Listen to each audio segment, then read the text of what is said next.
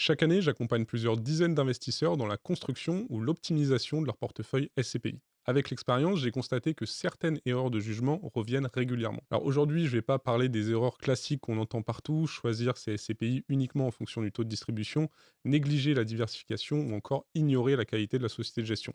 Non, je vais aborder des erreurs plus subtiles, plus insidieuses.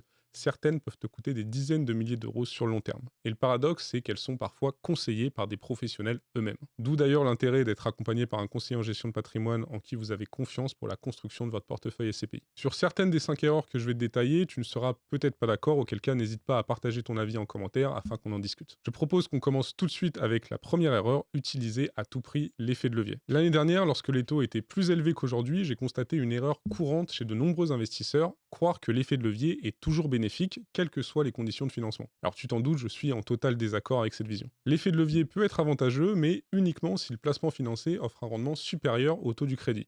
Si le rendement de l'investissement est équivalent au taux du prêt, l'opération est neutre. Et lorsqu'on prend en compte la fiscalité et les frais, l'effet de levier peut même devenir défavorable. Alors certes, une revalorisation des SCPI pourrait compenser en partie ce désavantage, mais cet avantage est faible par rapport aux contraintes de l'endettement. Plus précisément pour les SCPI, deux données peuvent faire que l'utilisation de l'effet de levier n'est pas pertinente. Premier élément, les SCPI finançables. Toutes les SCPI ne sont malheureusement pas finançables parce que les établissements prêteurs imposent leurs propres critères. En pratique, ça signifie que beaucoup de banques ne financent que certaines SCPI et souvent ce ne sont pas les plus performantes. Si l'on ne peut accéder qu'à des SCPI peu rentables, l'effet de levier perd tout intérêt, l'écart entre le taux du prêt et le rendement net après fiscalité est trop faible, voire négatif. Dans ce cas, il n'est donc pas intéressant de s'endetter pour investir en SCPI. Deuxième élément, le coût du crédit. L'an dernier, les taux de financement des SCPI dépassaient parfois les 5%, ce qui rendait l'effet de levier particulièrement risqué. Plutôt que d'encourager mes clients à emprunter, je leur recommandais plutôt d'investir progressivement via un investissement mensuel, par exemple. Dans la plupart des cas, en comparant un prêt sur 20 ans avec un investissement programmé en SCPI, l'effet de levier n'apportait pas de gain financier. Donc on a souvent cette fausse impression que bénéficier de l'effet de levier est nécessairement bénéfique.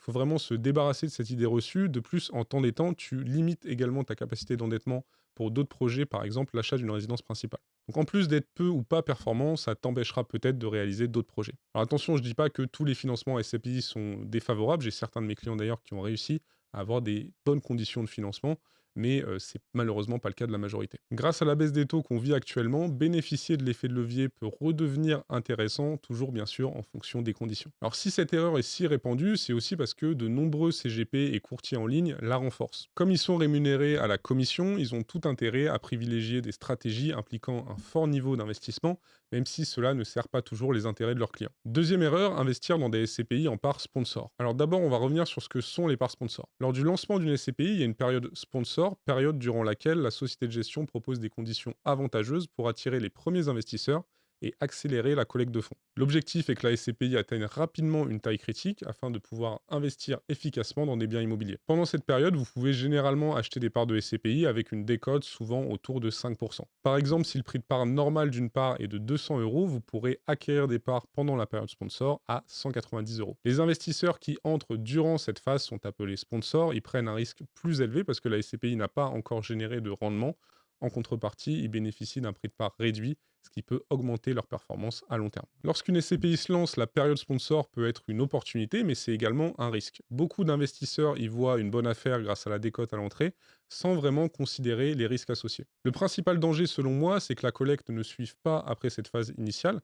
Si la SCPI ne parvient pas à attirer suffisamment de nouveaux investisseurs, elle risque de stagner et de ne pas se développer. Lorsqu'une SCPI a une capitalisation faible, elle doit assumer, comme les autres SCPI, des frais fixes, expertise immobilière, communication, etc., qui pèsent sur la rentabilité globale. Le risque est donc d'investir dans une SCPI qui ne va pas ensuite arriver à collecter des fonds à la suite de sa période sponsor. Autre risque, ça pourrait également créer un décalage entre le prix de souscription à la suite de la période sponsor et la valeur de reconstitution de la SCPI. En effet, il n'y a pas d'argent magique, comme dirait notre cher président. Si la collecte s'est faite uniquement pendant la période sponsor et pendant la période fondateur, la valorisation de la SCPI risque d'être beaucoup plus faible que son prix de souscription. Autre risque majeur, le manque de diversification. Une SCPI qui collecte peu ne pourra pas acheter suffisamment d'actifs variés en termes sectoriels, de zones géographiques ou de type de locataire. Enfin, une faible collecte peut poser un problème de liquidité à terme. Si trop peu d'investisseurs entrent après la période sponsor, ceux qui voudront revendre leur part risquent d'avoir des difficultés à trouver un acheteur. Dans le pire des cas, la SCPI devenue trop fragile pourrait être fusionnée ou absorbée par une autre, souvent avec une décote sur la valeur des parts pour les investisseurs initiaux. C'est pour ces raisons que je sélectionne avec rigueur les SCPI que je propose à mes clients en période sponsor. Je ne mets en avant que celles pour lesquelles je suis convaincu que la société de gestion saura assurer une collecte dynamique après la période initiale. Malheureusement, certains professionnels ou courtiers mettent en avant toutes les SCPI en période sponsor sans expliquer ces risques à leurs clients. Résultat, des investisseurs mal informés qui se retrouvent parfois bloqués avec un placement qui ne tient pas ses promesses. Troisième erreur, rester investi sur des SCPI peu performantes. En 2024, de nombreuses SCPI ont annoncé des baisses de leur prix de part. J'ai eu l'occasion d'échanger avec beaucoup d'associés de ces SCPI.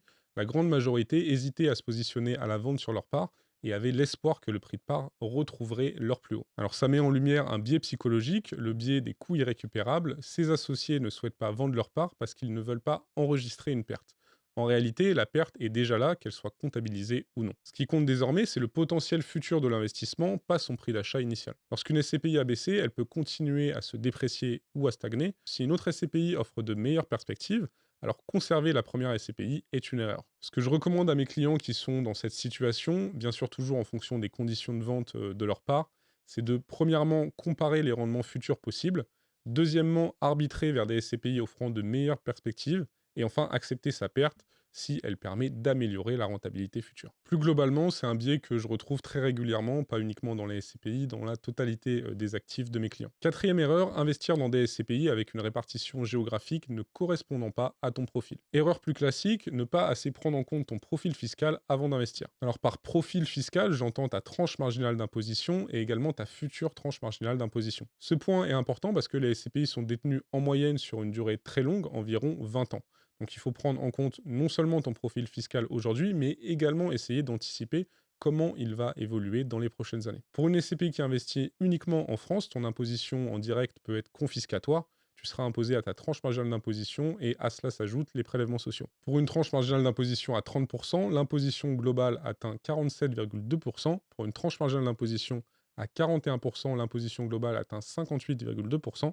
Pour une tranche marginale d'imposition à 45%, l'imposition globale atteint 62,2%. Pour rendre cela encore plus concret, en investissant dans une SCPI qui investit en France avec un rendement de 5%, ton rendement net après impôt avec une tranche marginale d'imposition à 41% sera de 2,09%. Pour ces clients qui ont une tranche marginale d'imposition élevée, investir dans des SCPI par l'intermédiaire d'un contrat d'assurance vie ou investir dans des SCPI qui investissent à l'étranger sont des solutions beaucoup plus optimisées. En effet, l'avantage d'investir dans des SCPI qui investissent à l'étranger est que vous bénéficiez de conventions fiscales internationales qui évitent la double imposition. En pratique, il est payé par la SCPI un impôt dans les pays où sont détenus les biens immobiliers, ce qui fait que, grâce aux conventions fiscales qui s'appliquent, tu es exonéré de prélèvements sociaux et ton impôt sur le revenu à payer est également plus faible. Il est donc souvent beaucoup plus optimisé fiscalement de te positionner sur des SCPI qui investissent à l'étranger. De plus, les SCPI qui ont le plus bénéficié des conditions de marché avantageuses pour les acheteurs en 2023 et en 2024 sont des SCPI qui investissent à l'étranger. On voit par exemple que la quasi-totalité du classement en termes de taux de distribution en 2024